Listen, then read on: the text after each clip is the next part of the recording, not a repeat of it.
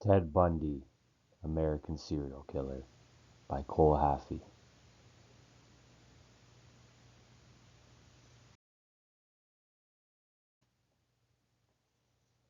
Ted Bundy, once an ordinary kid, attending church every weekend, then became one of the FBI's most wanted individuals. Born on November 24th, 1946, as Theodore Robert Cowell. Ted was raised in a religious household with his two parents and older sister. At the age of 22, Ted realized that he had been lied to by his family during his entire upbringing. His sister was in fact his mom, while his parents were actually his grandparents. His mom had gotten pregnant at a young age out of wedlock, and his grandparents made up this lie to protect their daughter. In his adolescent years, Ted attended church camp, where people started to recognize his disturbing personality traits. It was known that Ted had a bad temper and liked scaring the other kids at camp. Ted's first aggressive act was during the church camp. Ted went out into the woods and set up tiger traps so other kids would walk into it and hurt themselves.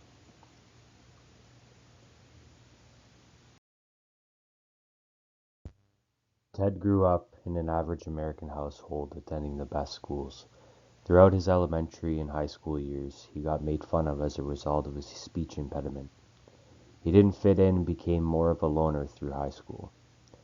As he grew into himself and started following the president at the time, Richard Nixon, he learned that he fit in when surrounded by politicians.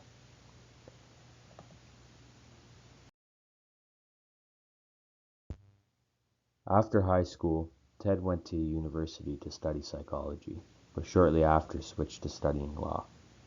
Ted became a very charismatic, smart individual with an IQ of 136, which on an IQ scale is close to genius at 140. Ted's first job was in 1971 at a suicide crisis hotline. Ted had his first girlfriend in the year of 1967. Her name was Diane Edwards. Ted was madly in love with her, but their relationship fell apart after he wasn't accepted into law school. From 1969 to 1974, their relationship overlaps with his first kidnapping that took place in 1974. Nature of offense, criminal timeline.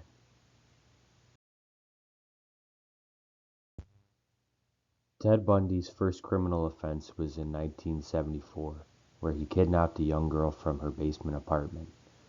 Over the next 6 months, there were 6 unresolved disappearances. The skeletal remains were found scattered along the Cascade Mountains.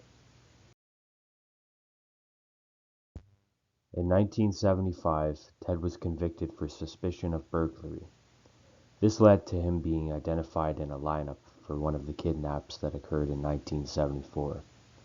This led to him being sentenced to 1 to 15 years. In 1977, Ted moved to Colorado to stand trial for murder in 1975.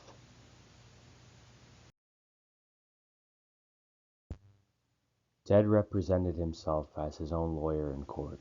This allowed him access to the prison libraries.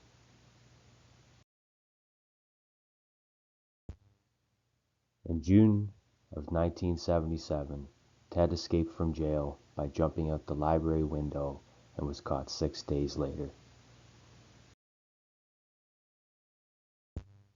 In December of 1977, he escaped jail a second time by losing enough weight to climb through a hole he dug in his cell. This escape took 15 hours for police to notice his disappearance.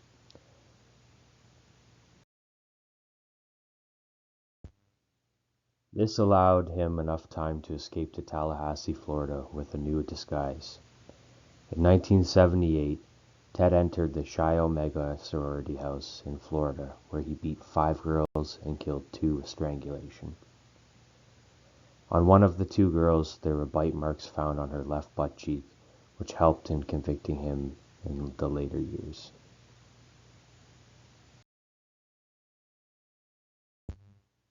That February, he was arrested while driving a stolen car. In 1979, he stood trial and was found guilty of 2 counts of murder and 3 of attempted murder. In 1980, he was found guilty of the Chi Omega killing, in which his dental records were used to convict him. He was then sentenced to 3 90-year sentences and the death penalty. He was in jail on death row until January 24, 1989, in which he was executed via the electric chair. Bundy never confessed to more crimes, however, he was connected to over 30 murders.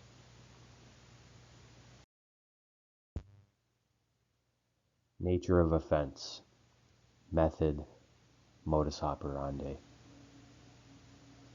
Ted Bundy typically strangled his victims and then mutilated them after death. He prolonged the events by returning to the site or bringing his victims home for further sexual gratification. Nature of offense, victimology. Ted Bundy targeted petite brunette women aged 12 to 26 years old. Offender typology. Ted Bundy was said to be a very charming individual, but Ted was also manipulative, smart, and very organized. Between 1974 and 1978, Ted managed to kidnap, rape, and murder at least 30 women. Ted was a master of disguise, both on the run from the authorities and in the action of committing a crime. Ted had many different faces and identities. Often Ted would fake an injury or some type of disability to either lure in or approach the victim. In 1974, at Washington State College, Ted lured in one of his victims by wearing a cast on his arm, faking an injury. She helped him carry his books to his vehicle. Another victim was seen walking home from their boyfriend's dorm, where witnesses say that a man with a cast on his leg was seen asking for help. Both of these incidents happened at nighttime.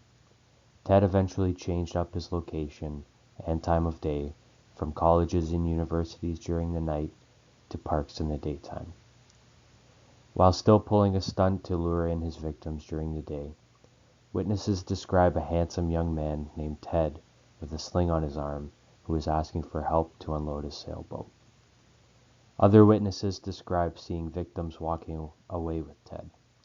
This would possibly be due to Ted's charming and good looks, making him appear to be innocent and non-violent.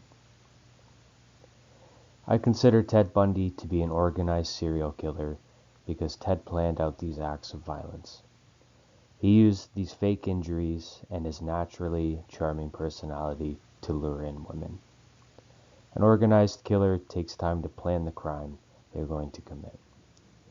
Organized killers often have 3 scenes where the crime takes place. 1 is where the victim is approached by the killer, 2 where the victim is killed, and 3 where the body is disposed of.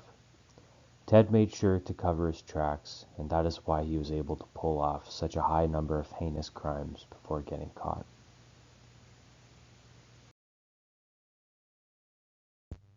Ted Bundy was a psychopathic killer. Psychopaths are unable or lack the ability to show any sort of empathy or remorse for others. Ted Bundy did not value other human life or care about the consequences that he could face due to his horrific crimes. Ted's character and crimes prove that he had no empathy or remorse for his victims. Ted would brutally assault, both physically and sexually, his victims both before and after killing them, often torturing the victim before death.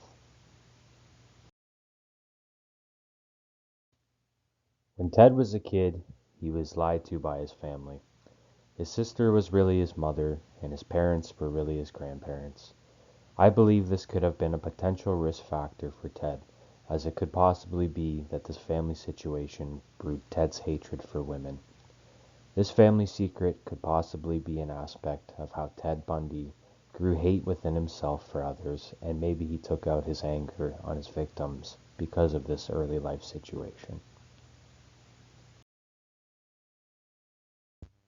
It's hard to determine exactly what risk factors within Ted Bundy's life played a role in creating the monster we all know today. With Ted's charming personality and the ability to live a double life, creating himself a political career, engaging in a long-term relationship, and attending school, Ted appeared to be as normal as anyone on the outside. But on the inside, Ted was a monster capable of murder. Ted has been dead since January 24th, 1989, executed via the electrocution chair. Since Ted Bundy's death, many different psychologists have gotten together to study Ted Bundy's mental health after death. These psychologists have speculated that Ted may have had the following mental health disorders. Antisocial personality disorder. Ted fits this disorder due to his lack of empathy, manipulative, deceitful, and hostile characteristics. Psychologists also believe Ted had a narcissistic personality disorder. The DSM-5 describes this disorder as an impaired ability to recognize the needs and emotions of others, and superficial relationships that exist for self-esteem regulation or personal gain, and also excessive attempts to attract attention from others. Ted would definitely fall under this mental health disorder. Psychologists also believe Ted suffered from bipolar personality disorder, borderline personality disorder, schizoid personality disorder, and Machiavellianism, which is described as someone who will deceive and exploit others in order to achieve his or her personal goals. One could say Machiavellianism is a perfect definition of Ted Bundy's character, as he would use manipulation on his victims by faking injuries or asking for help to lure his victims in so he could attack. To conclude, I believe Ted Bundy was a one-of-a-kind serial killer. Ted was able to pull off over 30 heinous crimes before being caught and was still able to represent himself while on trial. Ted escaped prison twice, which is something almost unheard of, and he was able to stay free by using multiple disguises to hide his identity. Ted Bundy was a sick man but appeared to be a charming, handsome, and a smart man by the way he portrayed his character. Most people would have looked at Ted Bundy unable to believe in what he was truly capable of. But Ted Bundy committed some of the worst crimes imaginable, and respectively, today, Ted Bundy is exactly where he belongs to be. Thank you for watching.